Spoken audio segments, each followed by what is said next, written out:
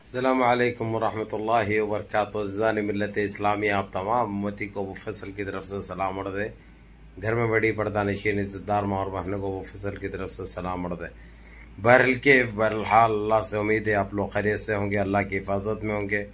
इन शैतानों की शैतानी से, इन मलूनों की मलामत से, इन फ़िरक़ा परस्तों की फ़िरक़ा परस्ती से, इन माबलिंचरों की माबलिंचिंग से, इन आतंकवादियों की आतंकी से महफूज होंगे।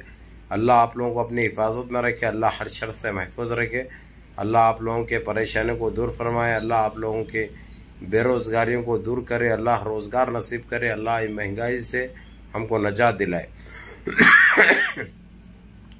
बहरहाल कैफ ये आपको ट्वीट लगाया मैं, ये मुजीबुल शरकाई जो अभी भी जो वज़ीर ख़ारजा बने हैं कुवैत के, जो 2 मिनिस्ट्री है उनके पास और बहुत बड़े लॉयर, बहुत बड़े वकील हैं, जो हमारे देश के मुसलमानों के लिए, बाबरी मस्जिद के लिए, CAA, NRC के लिए, GST के लिए, ट्रिपल तलाक के लिए, जो सबसे आगे रहकर, सबसे सामने रहकर उन्होंने जो इंटरनेशनल कोर्ट में जो केसें बुक किए हैं हमारे देश के ऊपर, जो हिंदुत्व लाने की कोशिश में जो मुसलमानों को जो अजियतें दी जा रही है, मुसलमानों को जो तकलीफ़ें दी जा रही है, मुसलमानों को जो मैली आँख से देखा जा रहा है और यहाँ के इबादत गाहों को जिस नज़र से देखा जा रहा है, हमारे मसाजिद को शहीद किया जा रहा है और हमारे गरीब भाइयों को जिसका कोई कसूर नहीं है, उनके घरों को बुलडोज़र लगाया जा रहा है, उनके कारोबार पर बुलडोज़र लगाया जा रहा है, उनके दुकानों को बुलडोज़र लगाया जा रहा है। जो तकलीफ़ें दी है वो सारे चीज़ों को उन्होंने इंटरनेशनल कोर्ट में दायर कर दिया। ये किया उन्होंने परसों के दिन, मंडे के दिन, जो के हक़ था और पहले से बोलते हुए आए थे उन्होंने, इनको इंटरनेशनल कोर्ट में भी घसीटूँगा मैं। हालांकि सारे देश के अंदर, कुवैत में हो या बहरीन में हो या सऊदीया में हो या दुबई में हो या कतर में हो, जो पाबंदियाँ आयद की गई, जिस तरीक़े से बिन लगाया गया, सारे प्रोडक्ट के ऊपर, सारे प्रोडक्ट को बाइकआउट किया गया, इन सारे चीज़ों से हट के उन्होंने इंटरनेशनल कोर्ट में भी ये लोगों के ऊपर जो हिंदुत्व और हिंदू राष्ट्र बनाने की जो सोचे थे ये लोग, इसके ऊपर इन्होंने ये मुकदमा दायर कर दिया है। जो कि ये आता है, ये 3 जो बड़े कुर्सियों पे फायज़ है, अब 3 कौन है आप लोगों को अच्छी तरह पता है, उन तीनों को जवाब देना है और हो सकता है इंटरनेशनल कोर्ट में तो अभी दाखिल हो गया है। ये तीनों को हमारे जाना पड़ता, वो तीनों कौन है आप लोग अच्छी तरह जानते हैं। मैं नामा बोलने की भी ज़रूरत नहीं है, नामा क्यों बोलूँ मैं, क्योंकि आप लोग समझ रखते हैं, सोच रखते हैं, अक्ल रखते हैं, हर वो चीज़ का आप लोगों को पता है। तो बहरहाल कैफ आप लोगों को ये बताना बहुत ज़रूरी है। साथ में ये लोग दिल बर्दाश्त नहीं कर ये लोग एक पागल किस्म के वो हो गए और सारी आरएसएस के एंटी सेल उनके मुजीबुल शरकाई के अकाउंटों को रिपोर्टें मारना चालू कर दिए। उनको मेलों पे मेला गए, उनको मैसेजों पे मैसेजें गए। ये चीज़ भी उन्होंने सीधे सीधे इंटरनेशनल कोर्ट में दायर कर दी। ये इतने पागल हो चुके हैं, इनको कुछ समझ में नहीं आ रहा किसके साथ क्या सलूक किया जाए, किसके साथ क्या कर सकते हैं। ये मूत्र से बाहर निकले, टट्टी से बाहर निकले अगर से, तो इनके दिमागे भी काम करेंगे। एक ऐसी हस्ती, एक ऐसी शख्सियत जो अपने आप में एक कंट्री अपने हाथ में रखे, उनके अकाउंटों को उड़ाने की कोशिश कर रहे हैं। ये एक पागल नहीं, दिमागे बीमार नहीं तो और क्या है। तो इनका ये नज़रिया भी, ये ट्वीट भी लगाया हूँ मैं, जिस तरीके से जो अकाउंट्स पे ये लोग जो उनके अकाउंट को उड़ाने के लिए जो रिपोर्टें मारे थे, वो सारों के चाहे फेक अकाउंट से मारो, ये लोग कौन से भी उससे मारो, ये सारे जमा हो गए। कुछ 1923 कल निकले हैं, वो सारों के नाम हैं और सारे चीज़ें इंटरनेशनल कोर्ट में जमा हो गए। ये लोग जितनी गलतियां करेंगे, पागल होकर, बौखलाहट का शिकार होकर, ये उतने फंसते जाएंगे। अब उनके जिसने भी अकाउंट्स को मारा था रिपोर्टें, उनके अकाउंटों को हैक कर दिया गया और वो अकाउंटों के ऊपर कार्रवाई भी चल रही है। चाहे तो वो लोग 1 मिनट में बंद कर दे सकते वो अकाउंटों को, लेकिन वो लोग वैसा काम नहीं करते, क्योंकि उनको चाहिए गंदगी जड़ से ख़त्म करना, गंदगी जड़ से मिटाना। ये पागल हो गए, बोखलाहट का शिकार हो गए, इनको कुछ भी समझ में नहीं आ रहा।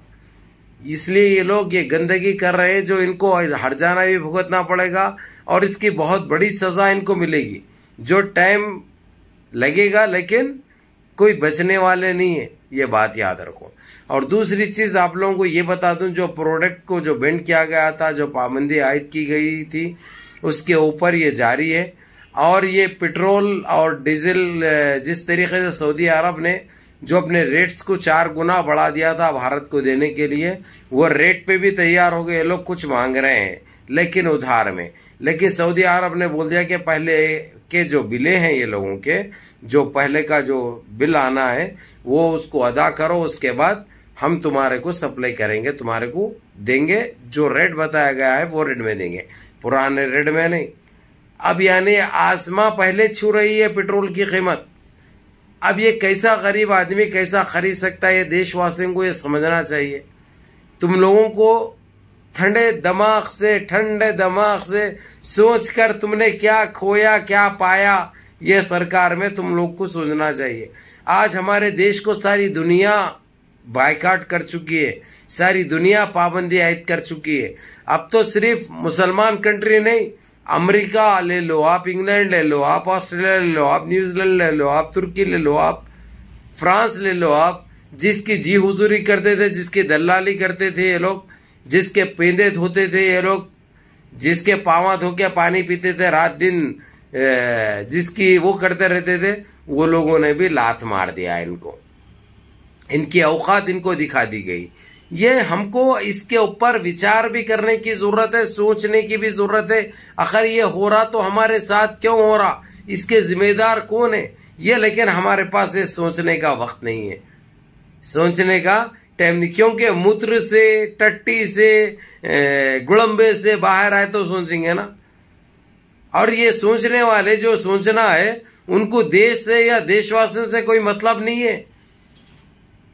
उनको चाहिए लूटमार, उनको चाहिए फरेब, उनको चाहिए धोखा, उनको चाहिए जुमलाबाजी।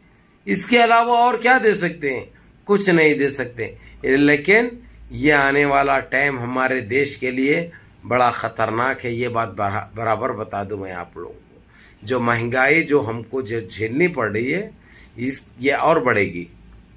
बेरोज़गारी जो बढ़ रही है वो और बढ़ेगी, क्योंकि सीधे सीधे उन्होंने मुजेबिल शरकाई ने साफ अल्फाजों में कह दिया है, तकरीबन 1,82,000 3 महीने के अंदर भारत भेज देंगे गैर मुस्लिम को। गैर मुस्लिम में सारे नहीं है, क्रिश्चियन नहीं है, सिख नहीं है, इनके वैसे जो बददिमाग है ना, जो दिमागे बीमार हैं, जो मूत्र पीते हैं, जो टट्टी में हीरा ढूंढते हैं, उनको हीरे ढूंढने के लिए भेजा जा रहा है भारत। इसके जिम्मेदार कौन है? पहले 250 महंगाई, बेरोजगारी बहुत है हमारे देश में, और बढ़ जाएगी। अब ये कोई बोलने वाला नहीं है, क्योंकि गोदी मीडिया तो कुछ बोल नहीं सकती, क्योंकि वो तो पैसा लेके बैठ गई है। उनको देशवासियों से या देश से कोई सरोकार नहीं है। जितना गंद फैलाते फैलाओ, हमको क्या करना है, ये बात है इनकी। और ये करते जा रहे हैं, ना इनको किसी से कोई ताल्लुक नहीं है भाई, ना देश से, ना देशवासियों से, ना देश की महंगाई से, ना देश की बेरोजगारी से। अभी देश को हमारे तमाम सारी दुनिया बाइकआउट कर चुकी है, लेकिन बताइए गोदी मीडिया ने ये चीज बताई। मेरा सवाल है आम नागरिक से मेरा ये सवाल है, अब हमारी गोदी मीडिया ये चीज हमारे देश के साथ ये हो रहा, कुछ बताई भी है तो 1-1.5 मिनट 2 मिनट की।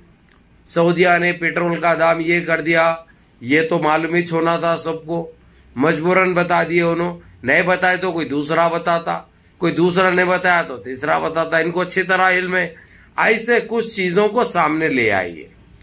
लेकिन मैं आप लोगों को यही कहूँगा, इंशाअल्लाह ताला हमारे देश पे हम वो बला आने नहीं देंगे। हम आलमी सतह पे बात कर रहे हैं इंशाअल्लाह, जिसको हम जानते हैं, जिसके साथ हमारे रसूख है, उनको ये बोल रहे हैं कि इससे आम जनता परेशान होगी। आम जनता पहले ही मर रही है महंगाई से, बेरोजगारी से, और बेरोजगारी बढ़ेगी और महंगाई बढ़ेगी। इसके ऊपर दोबारा तुम लोग सोच विचार करो। जो गलत कर रहा है, जो गुनहगार है, उस गुनहगार को, उस पापी को सजा दो। आम आदमी जो पहले ही परेशान है उसको और परेशान होने मत दो। ये कहें हम इसके ऊपर इंशाल्लाह वो लोगों की बातचीत चल रही है, देखते हैं वक्त आने पे क्या होता है। इंशाल्लाह आप लोग भी नमाजें पढ़िए, दुआएं करिए, अल्लाह से गिड़गड़ा के दुआएं करिए कि हम मुसलमानों की हिफाजत फरमाएं। अल्लाह इन पापियों को, इन दरिंदों को, इन चिंदी चोरों को, इन गुड़म्बों को, इन पाकेटों को नस्ते नाबूद कर दे। जो भी हम मुसलमानों की तरफ हमारे इस्लाम को मैली आँख से देखेंगे, अल्लाह उनको नस्ते नाबूद कर दे। ये दुआ करो सारे, और नमाज़ों की पाबंदी करो, माँ बाप की खिदमत करो, बड़ों के अहकाम पे अमल करो। इस भाई को भी दुआ में याद रखो। अस्सलाम वालेकुम।